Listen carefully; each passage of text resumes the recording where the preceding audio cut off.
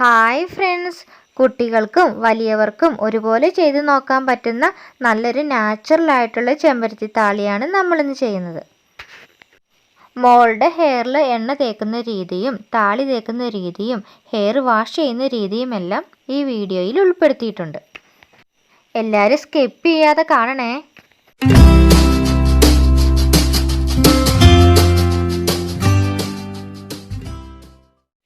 നമ്മുടെ മുത്തശ്ശിമാരും അമ്മമാരൊക്കെ ഈ രീതിയിലാണ് ചെമ്പരത്തിത്താളി ഉണ്ടാക്കിയിരുന്നത്.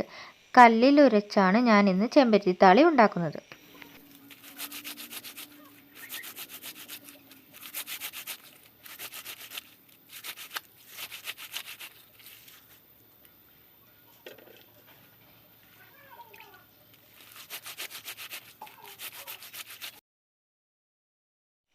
ചെമ്പരത്തിയുടെ ഇല കല്ലിൽ വെച്ച് നന്നായിട്ട് ഉരച്ചതിന് ശേഷം ഒരു ചെരുവത്തിൽ കുറച്ച് വെള്ളം എടുത്തിട്ടുണ്ട്.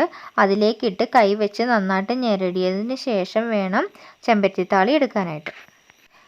ചെമ്പരത്തിത്താളി ഉണ്ടാക്കി കഴിഞ്ഞു. ഇനി നമുക്ക് ഈ ചെമ്പരത്തിത്താളി ഒന്ന് അരിച്ചെടുക്കാം. പഴയ ഒരു അരിപ്പ് വെച്ച് ഞാൻ നന്നായിട്ട് അരിച്ചെടുത്തിട്ടുണ്ട്. താളി ഉണ്ടാക്കുന്ന സമയത്ത് ഇലയുടെ കൂടെ പൂവും കൂടി ഉണ്ടെങ്കിൽ നല്ലതാണ്. പക്ഷേ എനിക്ക് പൂവ് കിട്ടിയില്ല, അതുകൊണ്ടാണ് ഞാൻ പൂവ് ഉപയോഗിക്കാത്തത്. മഴക്കാലം ആയതുകൊണ്ട് മോളുടെ ഉച്ചിയിൽ കുറച്ച് രാസ്നാദിപ്പൊടി ഇട്ട് കൊടുക്കുന്നുണ്ട്. അതിനുശേഷമാണ് ഹെയറിൽ ഓയിലും അപ്ലൈ ചെയ്ത് കൊടുക്കുന്നത്. ഇനി ഹെയറിൽ ജടയെല്ലാം ഒന്ന് നന്നായിട്ട് കൈകൾ വെച്ച് കളയാം. ഞാൻ വീട്ടിലുണ്ടാക്കിയെടുത്ത കാച്ചെണ്ണയാണ് മോളുടെ ഹെയറിലും എൻ്റെ ഹെയറിലൊക്കെ അപ്ലൈ ചെയ്ത് കൊടുക്കാറ്.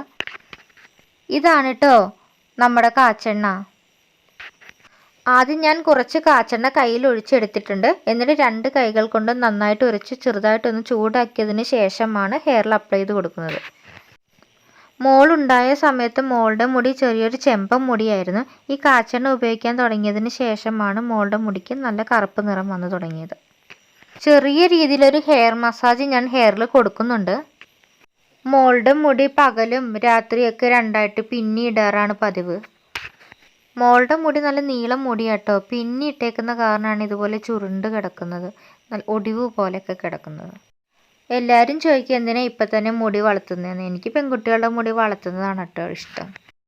ഹെയറിൽ നന്നായിട്ട് ഓയിലൊക്കെ അപ്ലൈ ചെയ്ത് കൊടുത്ത് ചെറിയൊരു മസാജൊക്കെ നന്നായിട്ട് ചെയ്ത് കൊടുത്തിട്ടുണ്ട്. ഇനി നമുക്ക് നമ്മുടെ ചെമ്പരത്തിത്താളി അപ്ലൈ ചെയ്ത് കൊടുക്കാം. ചെമ്പരത്തിത്താളി നമുക്ക് ഡെയിലി ഉപയോഗിക്കാം കേട്ടോ. ഷാമ്പു ഒന്നും ഉപയോഗിക്കാതെ ചെമ്പരത്തിത്താളിയൊക്കെ ഉപയോഗിച്ച് നമ്മുടെ മുടി വാഷ് ചെയ്യുന്നതാണ് നല്ലത്. ചെമ്പരത്തിത്താളി നമ്മുടെ മുടിയിൽ തേച്ച് കൊടുക്കുമ്പോൾ നല്ലൊരു കൂളിംഗ് ആണ് കേട്ടോ. മഴക്കാലം ആയതുകൊണ്ടാണ് ഞാൻ മോളുടെ ഉച്ചിയിൽ കുറച്ച് രാസ്നാദിപ്പൊടി ഇട്ടതിന് ശേഷം താളിയൊക്കെ തേച്ച് കൊടുക്കുന്നത്. അപ്പോൾ കുട്ടികൾക്ക് ജലദോഷമോ തുമ്മലോ അങ്ങനെയുള്ള പ്രശ്നങ്ങളൊന്നും ഉണ്ടാവില്ല. നല്ല മുടി നല്ല ക്ലീൻ ആയിട്ടിരിക്കും.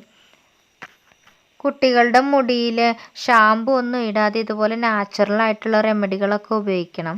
അല്ലെങ്കിൽ ചെറുപ്പത്തിൽ തന്നെ കുട്ടികളുടെ മുടി പൊട്ടിപ്പോകാനും പൊഴിഞ്ഞു പോകാനൊക്കെ ചാൻസ് ഉണ്ട്.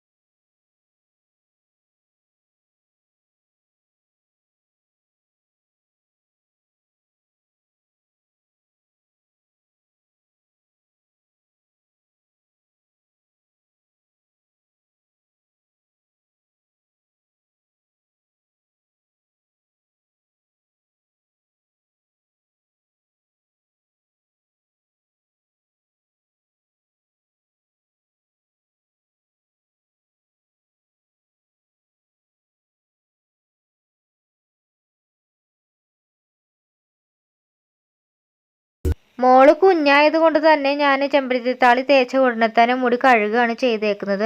പ്രത്യേകിച്ച് ഇപ്പോൾ മഴക്കാലമാണ്. പിന്നെ നമ്മുടെ ചെമ്പരത്തിത്താളിക്ക് നല്ലൊരു തണുപ്പുമാണ്. കുട്ടികൾക്കൊക്കെ പെട്ടെന്ന് പനി ഉണ്ടാകാനൊക്കെ ചാൻസ് ഉണ്ട്.